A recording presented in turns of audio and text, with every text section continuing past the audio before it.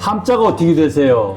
경석준입니다. 예, 경석준 어르신이고 연세가 얼마나 되시고요?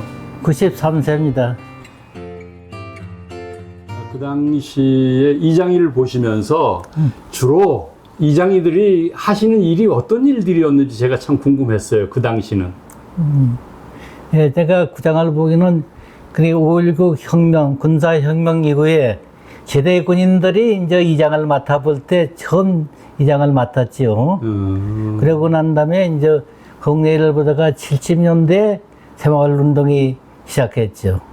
그래서 이제 동네 이제 일을 보면서 동네 이제 하천 부지를 한 7,000평 개간을 하고 새마을 사업으로서 거기서 동네에서 농사를 짓고 하면서 새마을 성공을 했죠. 그래가지고 77년도에 박 대통령이 경제 동향을 받을 때 경제계획원에서 새마을 사업에 대한 보고를 해서 우수 마을로다가 선정이 돼서 이제 하사금은 500만 원까지 받았습니다. 그 당시 500만 원은 참 큰 돈인데요. 예, 그래가지고 창고를 짓죠. 그러셨구나. 제가 이제 밖에서 생활을 하다가 다시 들어와서 보니까 이 지역을 너무 제가 모르고 있었어요. 그래서 이제 쭉 살아오면서 살다 보니 어르신께서 그런 쪽에 저술 활동도 활발하게 하셨고 또 자료도 많이 갖고 계시고 뭐 그러셨던 것 같아요. 그런데 관심을 가지게 된 무슨 계기가 있었을까요?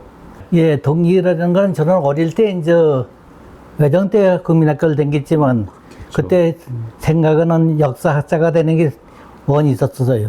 그런데 이제 집이 가난하고 하니까 중학교도 가지도 못하고 군대 생활을 하고 와서 이제 제대하고 이제 아까도 말씀드린 것 같이 그 62년도에부터 동네 이장을 보면서 열심히 농사를 짓죠.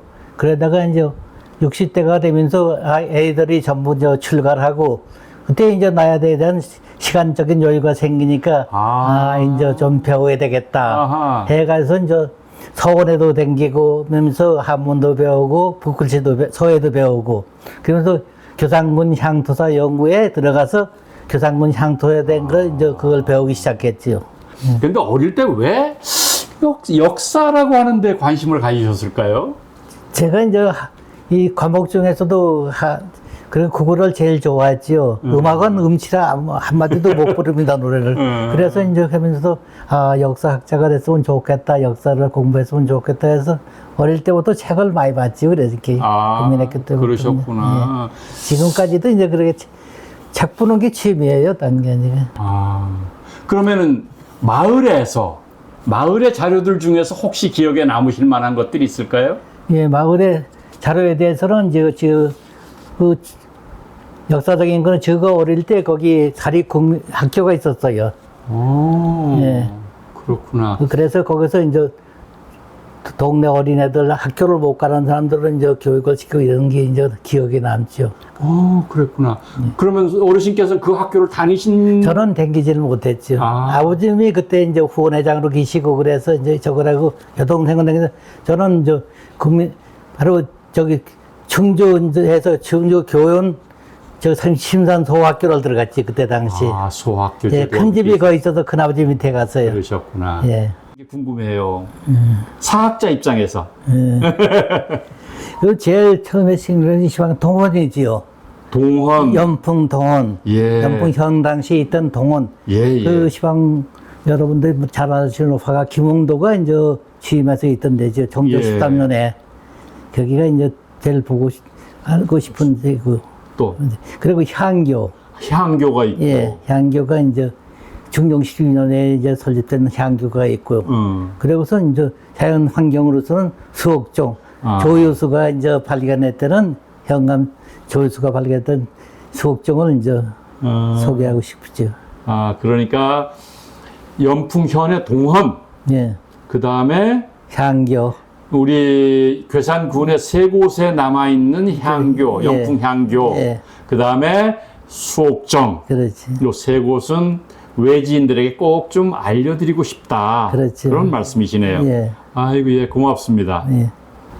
우리 가족들을 위한 그 삶이 어땠는지 저는 참 궁금해요. 왜냐하면 그 당시 뭐 50년대 아주 혼란스러웠던 그런 시대인데 우리 어르신께서 가족들하고 어떻게 화목하게 재밌게 지내셨는지. 내가 저런 조실 부모를 했어요. 아, 예. 그래서 그 6남매 제가 맞이sob니다. 야. 그래 동생이 5 있었죠.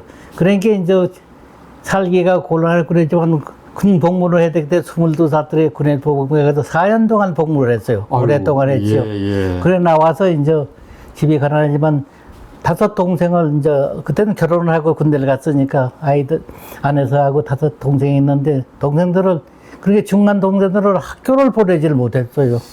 그래 내가 제대하고선 막내 동생은 이제 중학교에 들어갔게 돼요. 중학교에서 이제 공부도 잘하고 그래서 이제 건국대학교를 졸업하고 미국 독일 말부르크 대학교에서 이제 유학을 가지고 거기서 이학 박사 학위를 받아가지고 와서 이제 건국대학교 모교에서 이제 대학원 약과정 하고 이제 아이고, 지원했죠. 그러셨구나. 여동생은 이제 그때 무학여고에 진학을 했지요.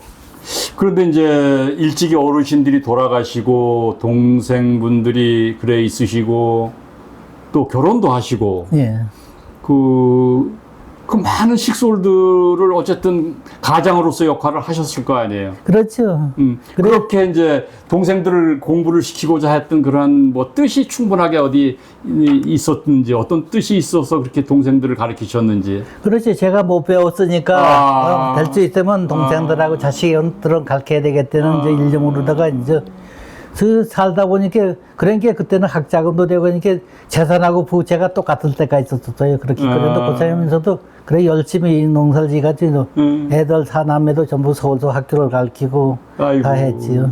그 어르신 시절에 그때의 어르신들하고 그러니까 어머님 아버님과의 삶의 그 모습이라고 그럴까? 뭐 이런 것들 한번 그림을 그리면서 말씀해 주시면 어떨까? 간단하게라도. 그렇지. 제가 어릴 때 출생하고 이럴 때는 그래도 뭐 중농이 되고 이래 괜찮은데 이제 늦게 부모님이 전부 다 중병을 갖고 계셨어요.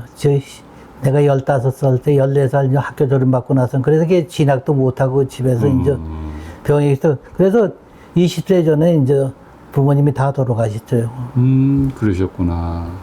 그래 이제 어릴 그 젊었을 때의 부모님들과의 관계는 그냥 중농으로서의 규모가 있는 농사 일을 하셨지만은 일찍 돌아가셨기 때문에 예. 그 후에는 이제 경제적으로 예.